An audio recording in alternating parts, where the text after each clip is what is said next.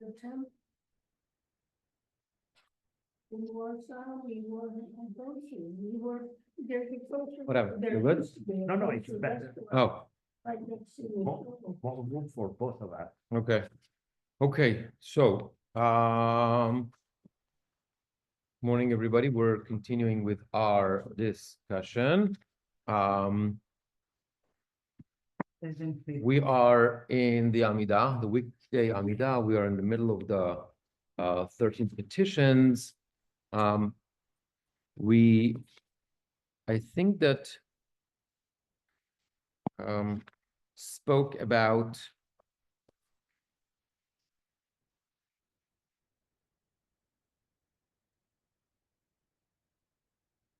the last one that we discussed was Ala Tzadikim, I think. At least this is what I have kind of a marker there. So Ala Tzadikim, we're on top of page 123. Today we're looking at the Koren Siddur.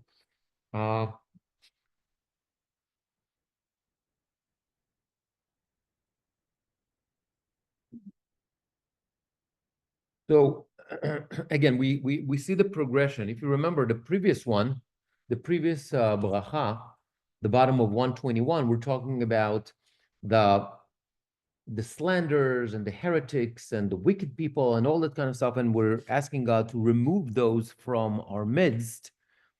So the progression is after you're getting rid of the bad people, you're asking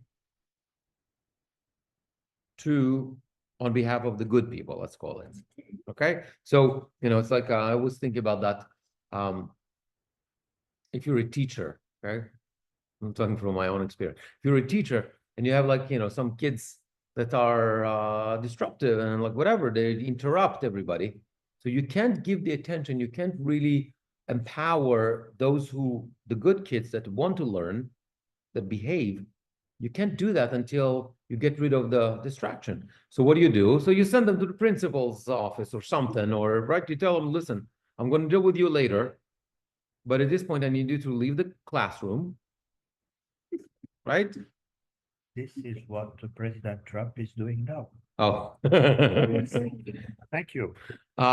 So you take out the problem. The disrupt. Yeah, you take the problem out of the classroom, and then you have the ability to empower those who are in class. So we're looking at it's a spiritual leadership, and we talked about this idea of we have the tzaddikim, chasidim, ziknei Israel, sofrehem, gerei tzedek, aleinu. It's a kind of a progression, right? The tzaddikim it's a descending order. The tzaddikim are the ones that are truly righteous. They do everything possible to serve Hashem. Then the chasidim are the pious who go above and beyond the letter of the law, do more than it is required. And then Ziknei Israel is the elders, not in age, but in wisdom. And the Sufrim, those who spend their lives teaching Torah to others, and Gerei Tzedek, the converts, because they truly believe in the Torah. And finally, Aleinu, everybody, all the Jews, ordinary people, etc. Okay, so this is that bracha, which and what we ask God is to be to have our lot with them, our share with those people. Okay,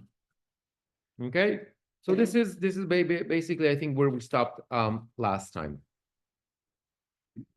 And so after the personal requests and kind of requests of leadership,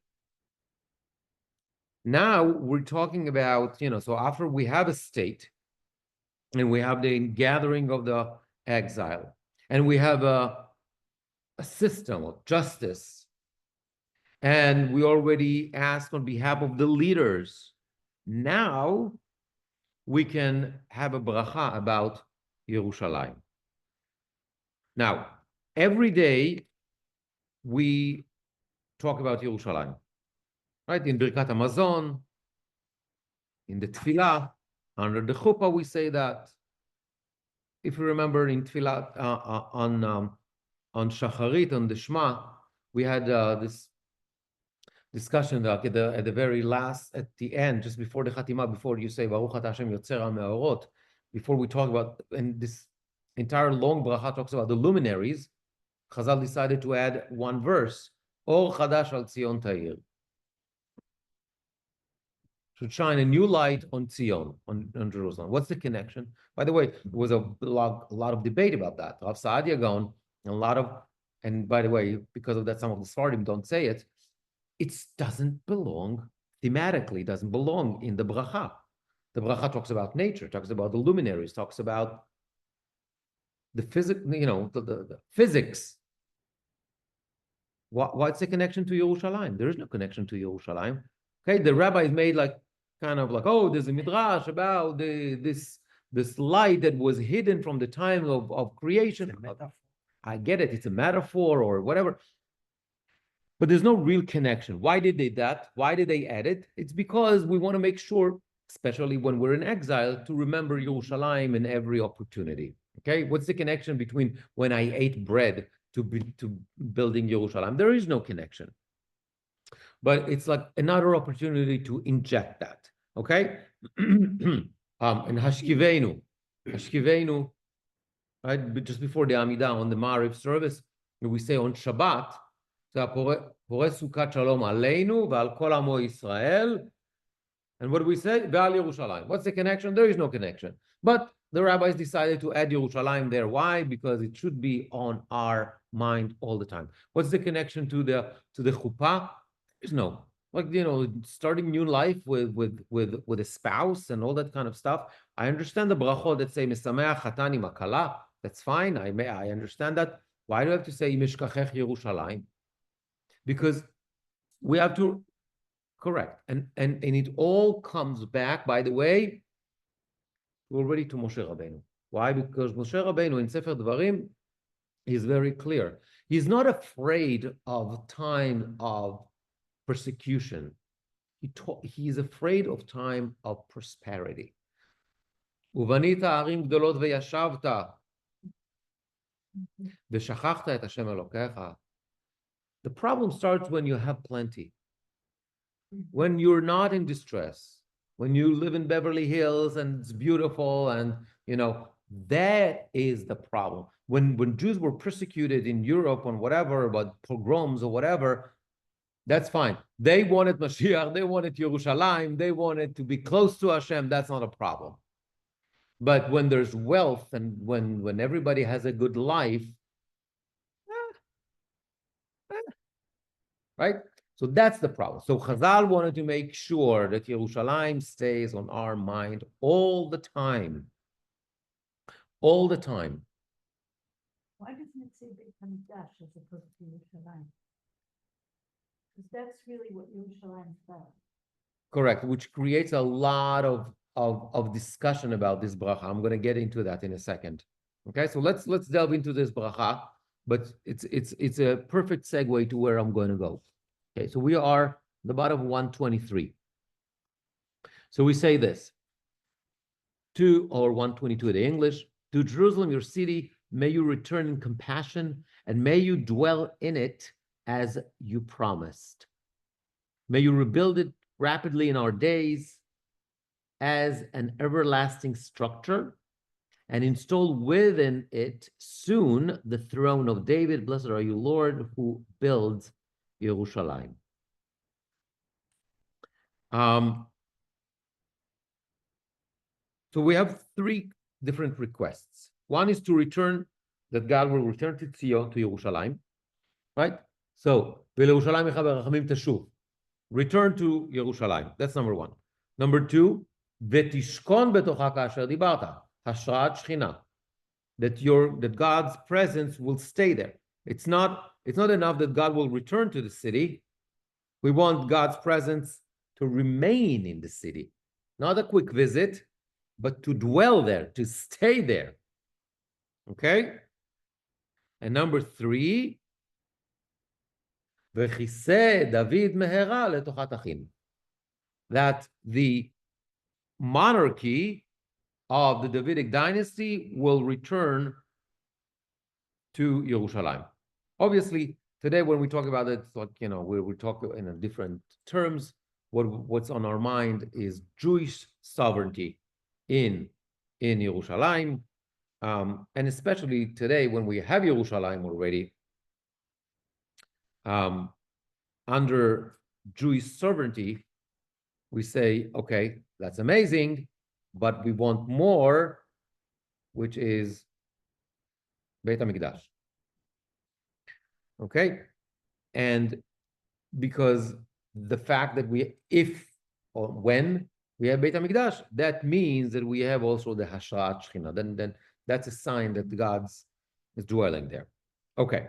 Now, Yerushalayim is an interesting word. Comes where the word comes. So Yerushalayim comes from this. The first part of the Yerushalayim is Shalem. That's the second part of the word. Oh, okay. The first part is Yir'eh, right? And this is what started that tradition that the Akedah, the binding of Isaac, took place on Temple Mount, on Har HaMoriah. Why? Because it's Har HaMoriah, it's the same Shoresh. And how does a God refers to that, right? Because Behar Hashem Yera'eh.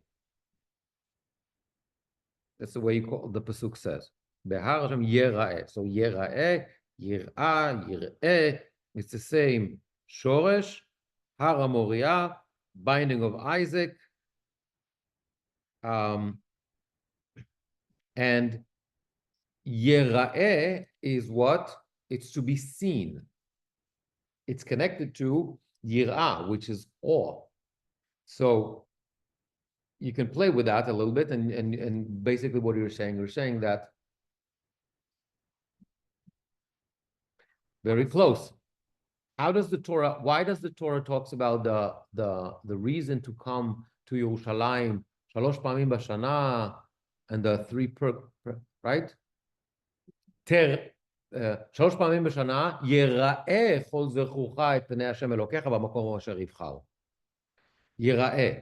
To be seen in Yerushalayim, because what? The result of that is the awe. Is under, right? It's like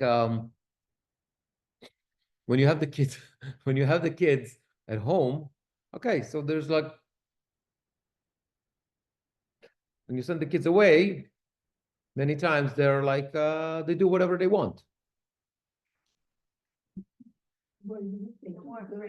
Yes.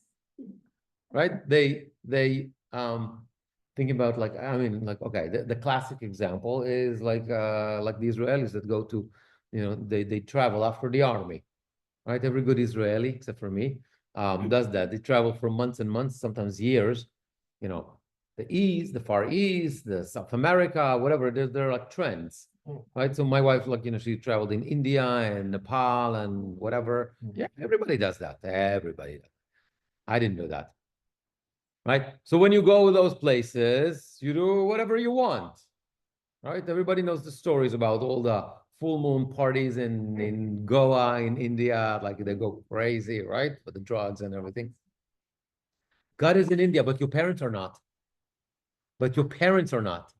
That's the point. Yeah. But they're not afraid of God. They're not afraid of God. They're afraid of their mom. Right? So when they go there, right? Oh, there's a story with the Amish. Why did they give them like a year, right? Before, right? I think when they're 18. So they give them a year to go and experiment, do whatever, go crazy, do whatever you want. And if you decide that indeed you want to adopt that lifestyle, you come back and you accept upon yourself all the rules, right? So many of them actually do come back, and many of them do not. But it's like a year where they go wild. They really experiment everything, right? So it's the same idea. So 3 times a year, God says, you come to see me like a good parent, right? 3 times a year, I want to visit, right? No, you call every day, but that's not enough. It's before video calls. And it's To- expensive. It's expensive. Yeah, it's Because expensive. you have to make. Yeah, you need to make a trip. Yeah, The trip and and that's before the airfare. Yeah, The the Bikurim. Bikurim. Correct. The Bikurim is only once. The Yeah. Bikurim is on Shavuot, but Yeah. 3 times you have to come. Yeah. Pesach, Shavuot, Sukkot, you need to come, right?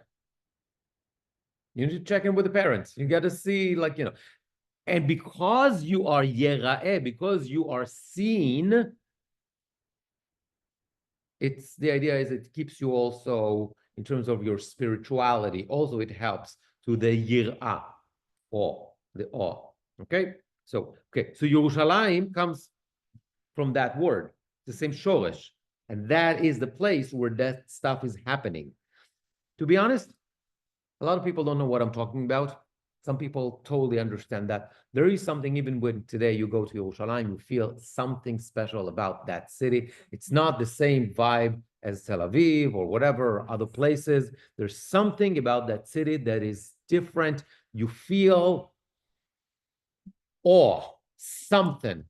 A lot of people hate it. Yes, correct. But a lot of people hate it. Like I said, it's too heavy. It's like, it's not for me. I don't want that. Listen, I became Yerushalmi by choice. I grew up in Tel Aviv and I moved to Yerushalayim later on. My parents never understood that, like not never, but it took them a long time to understand why. I said, what's wrong with Tel Aviv? I said, it's not my vibe. It's not my thing. I need, it's That, only Yerushalayim, yeah. because it's not worth it to go to another LA. I wouldn't say that. I wouldn't say that. There's a huge difference between LA and other places in Israel. That no, I disagree. But I do agree that there's something special about Yerushalayim. Some people don't like it. I have a friend from Connecticut, just bought, he was debating where to buy a place, a property, whatever, decided to tell him. He said, listen, not for me. I want to wake up. I want to see the beach. I want to go for a run on the beach. I want cafes or whatever, that kind of stuff. It's not for me to deal with traffic of Yerushalayim, like the whatever, the garbage on the streets, the demonstrations all the time, the whatever. It's not an easy city to live. It's not an easy city to live in. Okay. Yeah. My husband wanted to do was get an apartment. So there. Okay. Why? So there's a debate. I'm going to leave that debate out for a second. There's a debate among the Rishonim about the Shekhinah, whether the Shekhinah, the God's presence, ever. Actually, no, there's no debate about that. Okay. Maxine probably remembers Miriam also. When we learned Sefer Yecheskel, there's a description of the Shekhinah leaving. So it goes from Kodesh HaKodashim to the Azara, and from the Azara to the courtyard, from the courtyard to the edge of Temple Mount, and then from there to Har HaZeitim, and it's like, it's like kind of a progress that the Shekhinah is leaving with the drone. Remember, with the Merkava? Yeah. Okay. So we have that description. So we know that the Shekhinah left. Okay, that was Beit Rishon, and we assume that something similar happened in Ma'at Sheni. Okay, the Tanakh was written before, so we don't have any Yecheskel to report to us.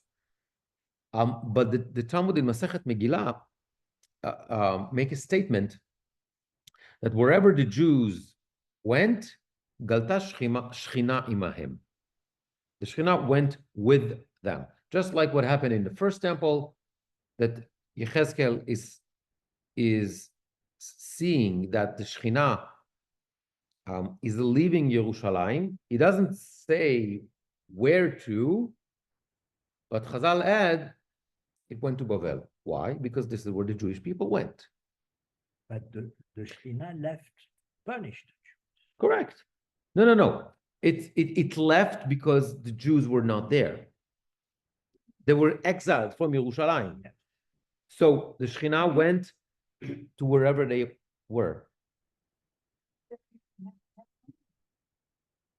No. The fact that you have Shekhinah with you, it doesn't mean that you can build a temple everywhere. It's not the same thing. I have a Shekhinah because I have, okay, what we, like, so for example, in our theology, what would you say? When we have a minyan, every time we have a, like this morning, right? When we have a minyan, that's our Shekhinah. We say that God is here. Is it the same Shekhinah that was in the temple? Or is it like a derivative or? It's a much smaller whatever. I'm not a big expert on that stuff. It's not the full-blown whatever what we had Shekhinah Megula, what we call in Beit HaMikdash. Of course not. But even, by the way, the second temple, all the miracles that happened in the first temple did not occur in the second temple also. I don't know if we ever talked about it. I have a theory that it's the whole process. Okay, the whole process is basically like the life of a human being. In other words, in the beginning, when you have an infant, you have to do everything for the infant. So think about the first relationship that God had with the Jewish people, the nation. He had to do everything for them, right? All the miracles, all that kind of stuff. The baby, if the baby doesn't see mommy, they think that it's the end of the world, like, because mommy is everything. It's food, it's warm, it's everything, right? So you have to. And then, like psychology talks about it, then there's a process of separation, right? Eventually, they start going into gun or something. It's a couple of hours, or even before that, like, they can spend some time even with another person, not only with mommy. Like what? There's a process by which you understand, okay, and so the presence of mom can diminish and you grow, like the baby grows, right? Which is healthy. Start spending time with other people, with teachers in school, other kids, blah, blah, blah, whatever, all that kind of stuff. Eventually, we want to believe that the person is a grown-up, right? The person is a grown-up. It actually maintained the connection with parents, but it's different. You can live even in the other side of the world, and you still have the connection. You don't see your parents all the time, and you're still okay. You survive. You can be functioning. Okay? Hopefully you have enough inside you from those years that you spent together with your parents that you can, you became your own person. Some of the stuff you got from your parents, some of the stuff you rejected from your parents, whatever that is. Okay? You created your own path and your whatever, right? And at some point, your parents are no longer there, even physically. You can't even pick up the phone and talk to them, right? After 120. But you still maintain that connection. It's different, but you still have connection with your parents. Call it here, whatever you want, right? I think the relationship with God is the same. But not us, each one of us individually, but as a nation. In the beginning, God had to do everything for us in the desert and all that kind of stuff. We're infants. And then slowly we grow. So the Shekhinah, the Gilui Shekhinah, the revelation, the way the Shekhinah of God revealed himself is shrinking and shrinking and shrinking. So in the beginning, it was, all the signs in Egypt, right? And those big miracles, splitting the Red Sea, blah, blah, blah, all that kind of stuff. Okay, then they go into Israel and they have to fight, and yes, there's still like big miracles, but it's not the same way. You don't have Moshe Rabbeinu, you have Joshua, and then you have the judges, and yes, they win battles, but it's not that simple. It's much more, let's call it natural existence. They have to work. It's not the man comes from heaven. Okay, all that kind of stuff. Still, there's prophecy. Okay, it's the phone call to parents. Like you can live in a different state, but you can You can talk to them. So you have prophecy, you have all the prophets, right? And later on, after the prophecy, you have the rabbis that basically, what do they do? They don't talk to God. We believe they have some sort of inspiration from God, right? It's what you do when your parents are no longer there. What would, what would my mom do? There's no way to ask. But you hope that you learned enough so you can, okay? And that's like the process. So how do we end up with that? Shechina. So Hashrat Shechina. So we're asking for that time in which the Shechina is going to be back in Yerushalayim. And if we said that the Shechina Galta Imam, that the Shekhinah goes where the Jewish people are, it means what? It means it's also the Jews go back to Eretz Yisrael and specifically to Yerushalayim. Correct. So it's also connected to previous brachot. Exactly. And the question is like, I remember once when I was still in Connecticut, because I was part-time and I was going back and forth every month and whatever. So one of the things that I did, I wrote a weekly letter to the congregation, like a weekly, whatever it was in the bulletin, whatever, called Shalom from Jerusalem, like, and I remember that one of the weeks, I wrote something that got some people, I don't know, maybe a little bit uncomfortable. I was talking about my feelings living in Yerushalayim, and it was Tisha B'Av. I want to skip. I want to read with you a couple of lines, guys. Skip to page.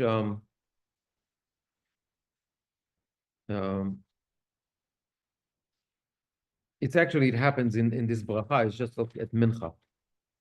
Of course, where's for Tisha B'Av, and Tisha B'Av we have an addition, right? Here, 221 or 220. Okay, during that bracha that we're just not discussing on Tisha B'Av, we have an addition. Yeah, rebuilding Jerusalem. So look at page 220 in the middle, the smaller font. Console, O Lord of God, the mourners of Zion and the mourners of Jerusalem and the city that is now sorrow, laid waste, scorned and desolate, that grieves for the loss of its children, that is laid waste of its dwellings, robbed of its glory, desolate without inhabitants. She sits with her head covered like a barren, childless woman, etc., etc., etc. Legions of devoured her. Idolaters have taken possessions of her. They have put your people Israel to the sword and deliberately killed the devoted followers of the Most High. Therefore, Zion weeps bitterly and Jerusalem raises her voice. My heart gives. You can read the whole thing. That's created a huge discussion, especially after the 6-day war. And I remember writing, and I said to myself, because I remember it was, I think like this year, that Tisha B'Av falls on Saturday night and Sunday. And I remember walking Shabbat afternoon to the Kotel, and I'm saying, this is not desolate. This is not. Jerusalem is built, it's beautiful, it's bigger than ever, stronger than ever. What am I supposed to do with this text? So there's a lot of discussion about that. So for example,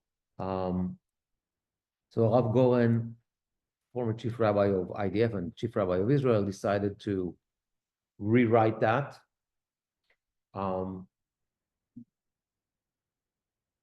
Believe it or not, Rabbi Shalom from here have his own version of that. Rav David Halevi was chief rabbi of Tel Aviv at the time, also made changes to that text. And there was another, I'm not remembering who, another one of the rabbis that says, because they wanted to maintain the text, the traditional text, so they said, instead of that ha'ir shehaita ha'avela v'charefa, just put it the whole thing that and the city that used to be blah blah blah blah blah blah blah blah blah blah blah. So it's a tiny change that makes it relevant. So either way, there are a lot of variations on that. We can do like a whole class about the different solutions, so to say, for that issue. But the point is that the question is, what do we really feel about this city today? I don't feel that. That's why. אבלה, חרבה, בזויה, שוממה, האבלה מבלי בניה, החרבה ממעונותיה, בזויה מכבודה, שוממה מעין יושב. I don't feel it, to be honest. And I lived in Yerushalayim, and That's what it should. Gosh, 'cause there is goyim over there. You're sitting right. okay, so Nechama takes like a very, very, very, very, very traditional approach and said as long as Beit HaMikdash is not, there, we still end up. But the text is the text. It's in, and I want to suggest that our texts must be meaningful, must resonate with us. Okay, and that's a problem. But it's So- history. We remember us. This happened. Fine, so change that into the past tense that used to be. This is tefillah. Used to be and now it's not. Good point. No, but so there is no. It's part of mourning. In mourning, you're not praying for anything else. You're not saying. You're saying, I remember. Look through the text. I remember that. It's Tisha B'Av. I'm not moving on songs yet. Moving on. It's the time. It's Shiva. It's time to mourn. It's fine. There's space for that. Every day, I say, I'm asking God to return to Yerushalayim, to continue, bring His Shekhinah, build it, whatever, the whole thing. One day a year, it's okay to stay in mourning and remember the tragedies. It's fine. I have no problem. Not everything is a call to action here. And by the way, look at the end. כי אתה השם באש יצאתה ובאש אתה עתיד לבנותה. Through fire you will rebuild it. וכאמור, and that's a pasuk from the book of Zechariah, ואני אהיה לה נאום השם חומת אש סביב לכבוד אהיה בתוכה. Fine. And then look at the chatima at the end of the bracha. ברוך אתה השם. It's not בונה ירושלים. מנחם ציון ובונה ירושלים. God will console Jerusalem and rebuild Jerusalem. So there is, it's not only hope, a call to action.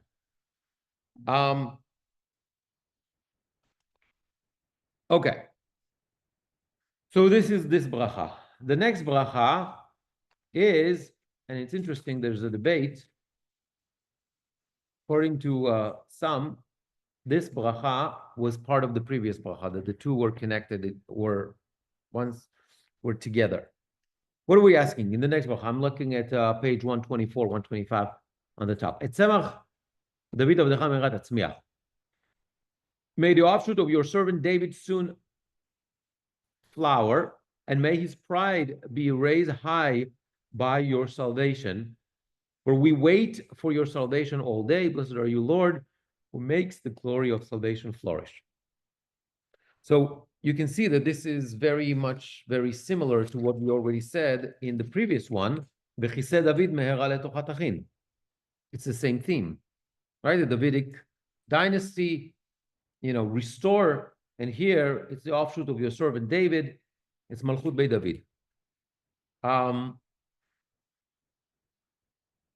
Specifically, what is this Tzemach David Avdecha? What is this? Tzemach David Avdecha is Mashiach, is a reference to Mashiach. Why specifically is Mashiach? Because Mashiach represents balance between political leadership and spiritual religious leadership. Okay? And that's what we're asking for. We're asking for this balance. We're asking for the two. Today, we don't have that. We have political sovereignty, but we don't have the religious, spiritual leadership of not the Davidic dynasty, but whatever the Davidic dynasty represents, at least. We don't. So David was both. Correct. David was both. It doesn't prevent him from sinning.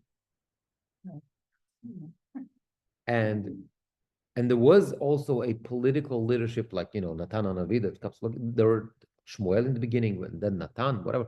There were prophets, but David was also a spiritual leader. He wrote Psalms. He inspired people. It was not only the political; it was also the spiritual. Okay, but he was the only one. In these days, Shaul did not. there was no separation between. There was absolutely. You always had the prophet. You had Shmuel, and you had Shaul, and later on you had Shlomo Melech. Even Shlomo Melech didn't. He was not the spiritual leader. He was just a political leader. Correct. Well, that's the building for him. I'm not saying he was not spiritual, but he was not the spiritual address.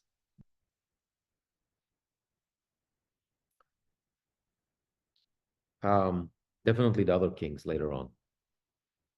Okay, so why particularly that image of a tzemach, that tzmiach, of like the image of a flower or a plant?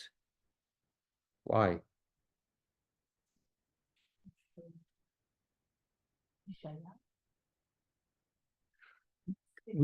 Right. So there's a lot of imagery with flowers or whatever, or plants and that kind of stuff, because it represents growth.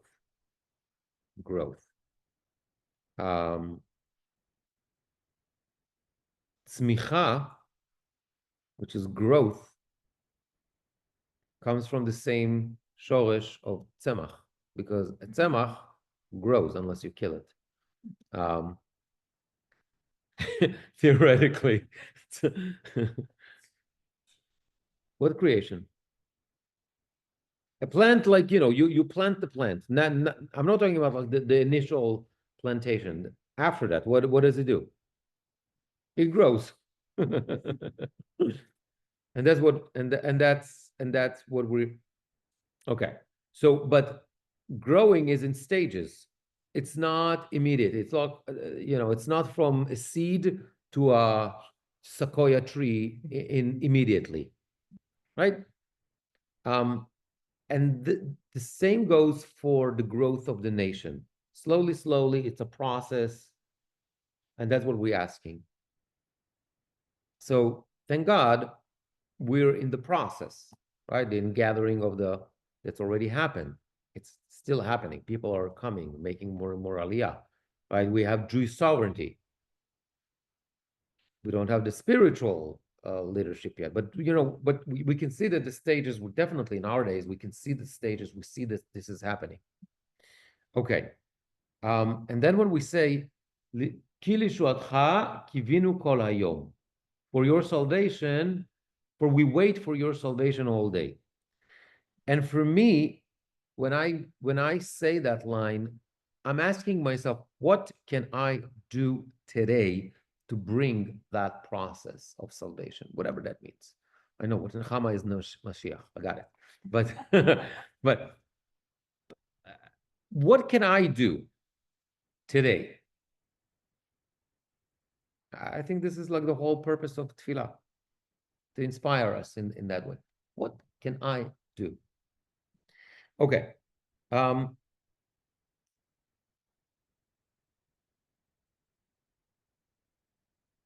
And one of the things that I think that is important here is that here we're more about the process, the direction, the trajectory, more than the end result. Okay, as long as you're on the course, as long as something is happening, this is what's more important. An interesting little thing here. In all the brachot, we ask God something because God is the one that can provide that need, right? Whatever that is, whatever that is. Here, look at the text. Ki lishuatcha kivinu kol hayom. Who is the active? We. We can bring the process. We're not asking God, we're asking God for things to happen, but we're not asking God to do that. I mean, yes, but how it's going to happen? Not through God, but through our efforts. We're partnering with God here. Because it lies within each of us. Okay? To me, that's the transition. It's like this idea of waiting for God to do everything for me, to bring man from the heaven, and then me planting the crops and davening to God, so there's going to be rain, so my crops are actually going to be successful, and I'm going to have food. Okay? It's like the difference between I'm a teenager or whatever that has my parents' credit card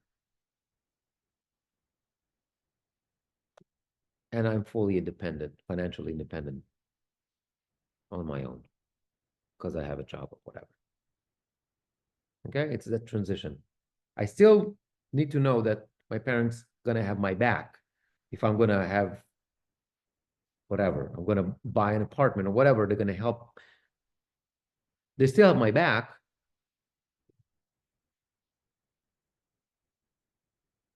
But it's me, the everyday, okay?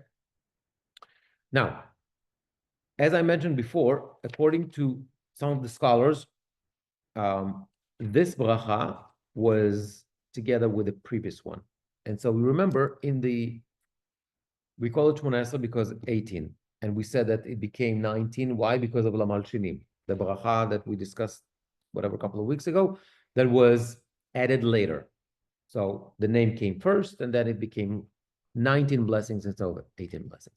There's a whole other theory that says, the Lamal Shinim was there. Yes, it was added later, but it was known as the Shmoneh Esrei after the Lamal Shinim was written. That means in the beginning there was 17, and then the Lamal Shinim was the 18th bracha. How did we end up with 19? Because the Yerushalayim one and the Beit David one were together as one bracha, and only later on they were separated. The times of the exile. Why? Because historically, what happened during that time? It's the rise of Christianity, right? it's after the Second Temple, right? It's the rise of Christianity. What is the core belief of Christianity? Mashiach already came. He already came, right? You have to remember that the differences in the early stage were not huge between Judaism and Christianity. I mean, Jesus was a good Jew. He didn't know. He didn't know he was a Christian. There was he didn't know he was a Mashiach. That's true. They lived together They lived together. You had like for a century. yeah, they were in the same families. Some like one believed in that. Sometimes they would like the husband and the wife, even. But with the rise of Christian theology, when we were already in exile, what happens is we had to differentiate ourselves from them theologically. How do you do that? You say, because the core principle, the foundation is Mashiach is not yet. Is not. Like, how do we say Shalom Chanoch? Mashiach lo ba, Mashiach gam lo metzalzel. There's a Israeli song that says Mashiach has not come and he didn't even make a phone call. It's an old song. But he has not, okay? So to differentiate, to make sure we differentiate ourselves from Christians, you need to highlight it. And if it's going to be just one line inside a bracha for the rebuild of Yerushalayim, that's not enough. We had to make a separate bracha that talks only about that. It's going to be we're still waiting for that. It did not happen. You guys are wrong. We are different, right? So because of that, it was separated, and we ended up with 19 blessings. Okay, so these are the two theories how we ended up with 19 blessings. Okay, let's move into Shema Kolenu. Shema Kolenu is the last of that subcategory of the 13 petitions. We said in the beginning, remember, in the beginning we have Shevach, it's praise. We don't make any requests. Then in the middle we have 13 petitions, requests. This is the last one. This is number 16. And then 17, 18, 19 are thanksgiving. Again, no requests. So of that middle section that is 13 petitions, this is 16, Shema Kolenu is the last one. So after we talked about all the requests, we made all the requests for healing, for prosperity, for Jerusalem, for leadership, for spiritual, for political, for ingathering the people, for whatever, all the stuff, we have a general bracha that says what? That God will hear our voice.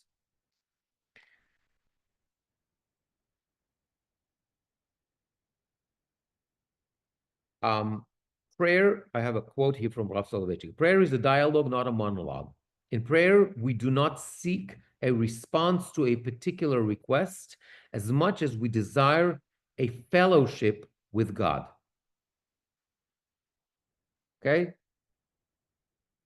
Like a friend that always listens to you. Where this concept comes from the Torah.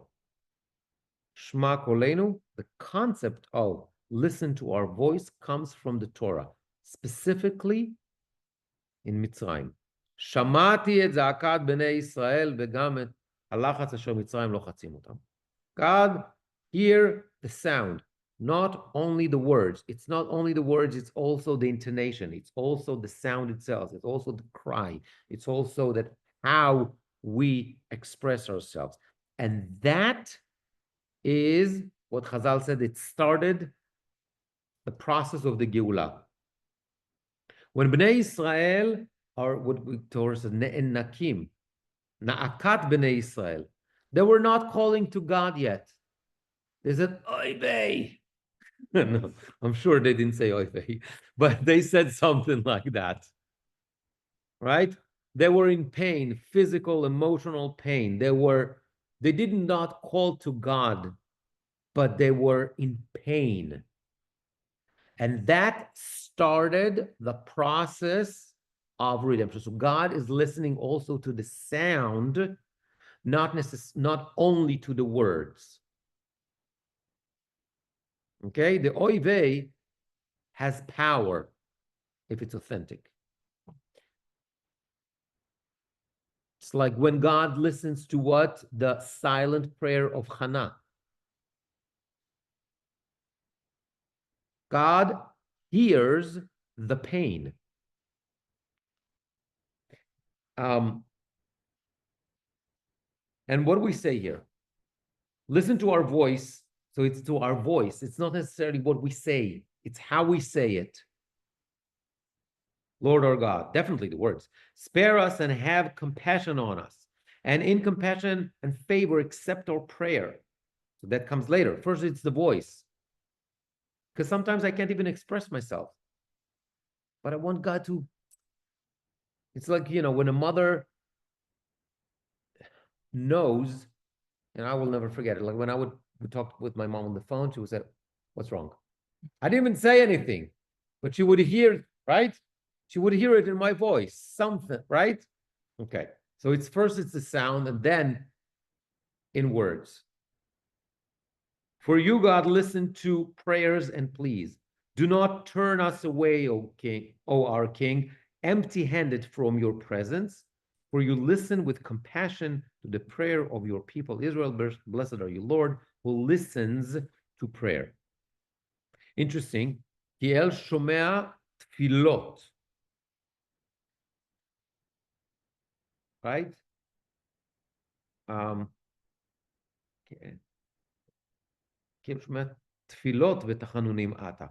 In the third line, in the plural, versus at the end, or in the second line, et tfilateinu, our prayer in the singular. Why? So because we have one prayer.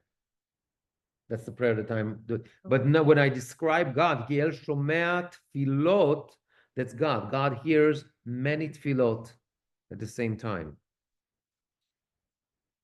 The tefillot of every human being, actually. And what's interesting is Chazal actually say, because this is kind of a general request for God to listen to our tefillot, this is the place where the rabbi said that if you have personal request, according to some rabbis say you should do it at the very end, but whatever, that's already like logistics. These are like, depends who you're asking. Insert. Remember when we had like for healing, and I said like, if somebody has like, those financial difficulties, should say it in Shema Kolenu, because that used to be the practice. This is you're not sure where to express your personal prayers, right here. And you see, for example, right? Look at the asterisk over there, 1, 2, 3, at the fourth line. Right? So for example, yeah, this is the place. So here they bring one. One is in time of drought in Israel. Okay? I remember there was a discussion a couple of years here whether we should say something here in California because we have droughts also. Whatever. I think in Nate David they did that, but we didn't. Anyway, the point is, this is the place where people should be invited. People are invited to add their personal prayers. Because after that, you say, because you listen with compassion to the prayer of your people, Israel. So whatever I have to say, whatever I'm requesting, I'm asking for that as well. Say like, come on, touch your Davening. Don't make me do this for nothing. Correct. Correct. That's exactly what I'm saying.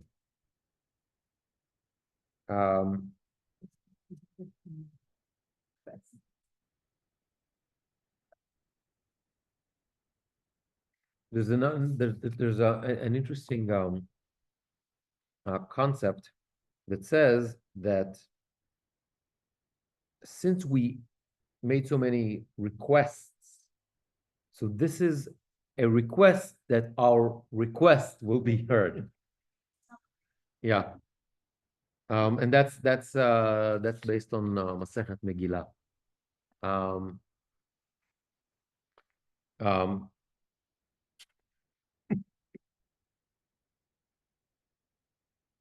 Okay, and that's why I have here. Oh, here I have like something here that perhaps it's worthwhile mentioning. We say chus v'rachem aleinu, pity and compassionate. The term chus, pity, refers to an artisan's special regard for the product of his hands, while rachamim, compassion, describes the emotion aroused upon seeing someone who is pathetically helpless. No, helpless. So when I ask rachamim, this is because I can't help myself. Okay? Oh God, so we say, pity us because we are your handiwork, and be compassionate because we are nothing without you. That's the name of the Vilna Gaon. And then last comment is about tefillot v'tachanunim, prayers and supplications. Rashi explains that tachanun is a request for matnat chinam, something that unearned gift, something that you get for free. The expression is used by the most righteous people because they are aware that no human being can claim that God owes him something. There's another explanation. The Goraya explains that the righteous use the term tachanun, supplication, only when praying for themselves, but when praying for community, they use tefillah, because Israel is a community that deserves of God's help. So there's a difference between the individual and when you do it in a communal. This is why we say tefillah and tachanunim. You have the community and behalf of yourself. So this is the end of that sub unit of where we done with the requests, the petitions, and next week we'll continue with a last subunit of the Amidah, which deals with Thanksgiving. We have 3 brachot there: the Retzeh, which is the Avodah, the service, and then Thanksgiving, Modim, and then Shalom, peace, which is the final of the Amidah. Okay, so next week, same time, same place. Nikki, good to see you. Thank you. It was so interesting. I really appreciate it. Thank you.